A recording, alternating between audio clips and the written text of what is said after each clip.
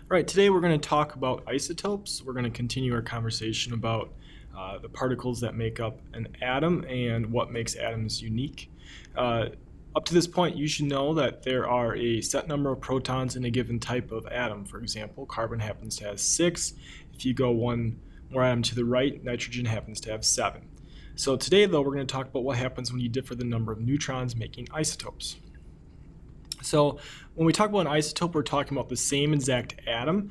And for example, we could be talking about boron, or we could be talking about carbon as two examples of atoms that have isotopes of each other. So because they're the same atom, they have the same number of protons, but then they have different numbers of neutrons. Those different number of neutrons cause different masses of those atoms. The properties, because they're the same atom, happen to be similar, but sometimes that different mass makes them slightly different properties. We can show these different isotopes of atoms using a full nuclear symbol, where the mass numbers in the top left and the atomic numbers in the bottom left, and mass numbers in the top left, atomic numbers in the bottom left. Notice that they're both 5, hence they both have the element symbol B for boron.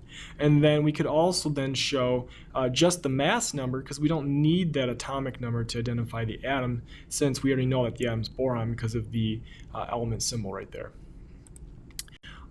A lot of atoms have isotopes. So for example, if this is a strip of magnesium, and if we could zoom in with a super powerful microscope, we would see that in that sample of magnesium, there are going to be different types of magnesium. So for example, there's magnesium 25, magnesium 24, and there's even some magnesium 26.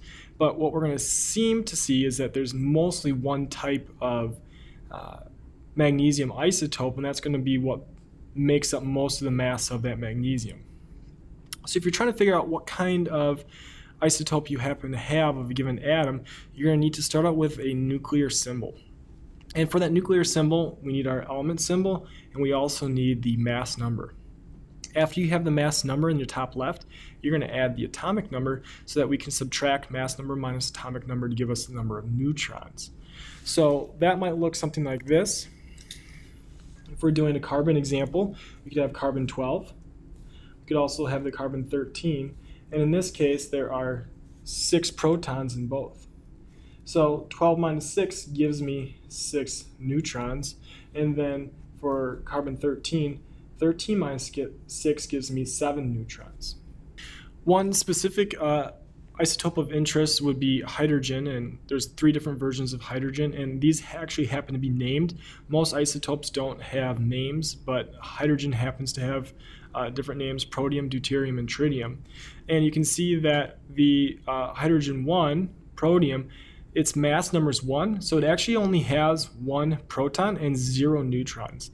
2 minus 1 gives me 1 proton and 1 neutron, and 3 minus 1 gives me 2 neutrons. So this is 3 times heavier. Tritium's 3 times heavier than the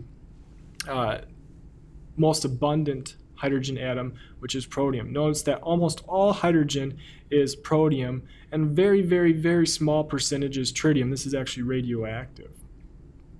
So that would be how we look at isotopes. At this point, you should know that the difference in isotopes of the same element are the different numbers of neutrons, and you should also know how to determine the number of neutrons in a given isotope.